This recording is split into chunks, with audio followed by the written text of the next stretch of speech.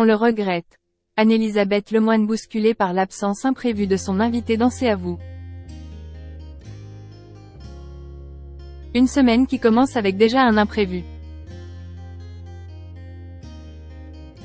Face à l'annulation de son invité, Anne-Elisabeth Lemoine et l'équipe de C'est à vous ont dû rebondir au mieux pour combler cette absence de dernière minute qui a eu lieu pour l'édition du lundi 6 février 2023.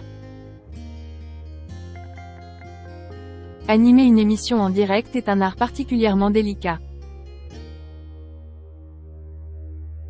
Aux commandes du talk-show C'est à vous sur France 5 depuis 2017.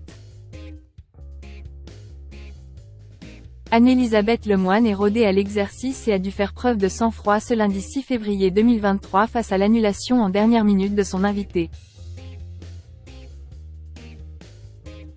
Dès le début du show, après les incontournables présentations de son équipe, Anne-Elisabeth Lemoine a rebondi sur le sujet traité par le journaliste Patrick Cohen. Sur les amendements de la NUP dans le cadre du projet de loi pour la retraite, pour annoncer que les débats s'étant éternisés à l'Assemblée, l'invité du jour a dû déprogrammer sa venue. Il s'agit de Manuel Bompard, coordinateur de l'équipe opérationnelle de la France Insoumise. Nous regrettons, nous avions de nombreuses questions à lui poser. J'espère une prochaine fois, regrette la présentatrice de 52 ans.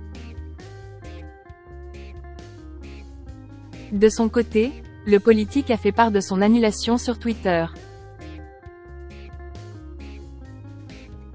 En raison du vote sur la motion de rejet du projet de loi sur les retraites, mon intervention sur #C'est à vous est reportée. Priorité à la bataille parlementaire.